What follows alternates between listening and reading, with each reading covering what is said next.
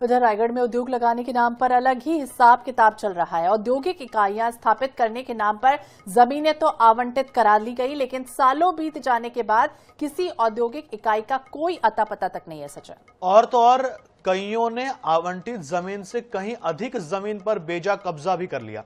Prime location में कौड़ियों के दाम पर मिली इन जमीनों पर अब रसूखदार कब्जा कर बैठे हैं।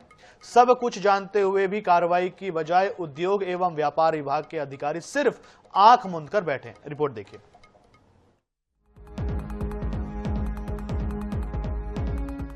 रायगढ़ शहर में स्मॉल स्केल इंडस्ट्रीज को बढ़ावा देने और उद्योगों को व्यापार का माहौल देने के लिए इंडस्ट्रियल पार्क निर्माण की परिकल्पना की गई थी। योजना के तहत उद्योगों को एक जगह पर स्थापित करना था, लेकिन 25 सालों बाद भी इनकी यूनिट स्टार्ट नहीं हो पाई।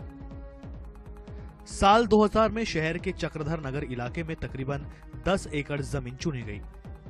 इन पर इंडस्ट्रियल पार्क बनाने का फैसला किया गया। तब इंडस्ट्रियल पार्क में लगभग 75 प्लॉट काटे गए थे। इस दौरान 71 इकाइयों को 22 पैसे प्रति वर्ग फीट की दर पर प्लॉट आवंटित किया गया। उद्योग एवं व्यापार विभाग ने उद्योगों की जरूरत की जांच करना जरूरी नहीं समझा, लिहाजा किसी को 500 तो किसी को 10,000 स्क्वायर फीट तक प्लॉट आवंटित कर दिया। प्लॉट साइज पहले से तय नहीं किए गए, इसलिए अव्यवस्था फैलती गई। ऐसे में न सिर्फ अव्यवस्थित तरीके से उद्योगों की स्थापना हुई, बल्कि खाली जमीनों पर उद्योगों ने कब्जे भी शुरू कर दिए। साल 2025 के सर्वे के मुताबिक इंडस्ट्रियल पार्क में 71 हितग्राहियों में से 13 उद्यमियों ने उत्पादन शुरू करने का प्रमाण पत्र अब तक नहीं लिया है। इतना ही नहीं, 6 इकाइयां ऐसी हैं जिन्होंने जमीन आवंटन के बाद निर्माण के काम पर एक ईंट तक नहीं रखी। इन इकाइयों में श्रीजी एसोसिएट, आदिशक्ति वेयरहाउस, रजत आरसीसी, गणेश पेपर मिल, एशियन केबल जैसी कंपनियां हैं।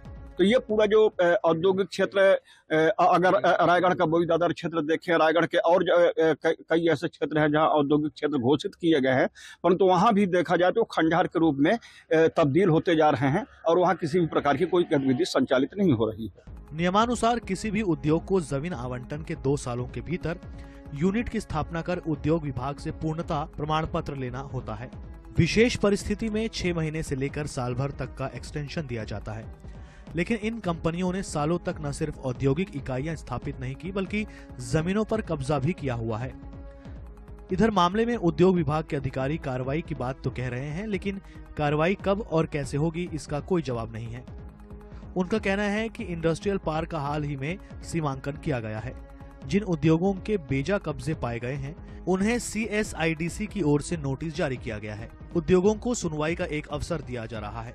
तो जिन्होंने प्रोडक्शन में नहीं किया है उनसे वास्तव में वहां पर भी ये कार्यवाही के तहत 7 इकाइयों का वहां पे निरस्तीकरण भी हो चुका है और निरस्तीकरण के बाद में आगे फाइल गई हुई है, क्योंकि उन सभी में जो निरस्तीकरण है उसमें 2 आगे अपील के लिए भी गए हुए प्रकरण और 5 हमारे ऐसे प्रकरण हैं जिसमें हम लोग को अधिपत्य लेकर आगे अपने डायरेक्टरेट को सौंपना है। हाँ, उन पे अधिपत्य सौंपने की कार्यवाही हो रही है और वो फिर दूसरे को अलॉट होगा। बता दें कि हाल ही में CSIDC के सर्वे में इंडस्ट्रियल पार्क में लगभग 2.5 एकड़ से अधिक जमीन पर बेजा कब्जा पाया गया है।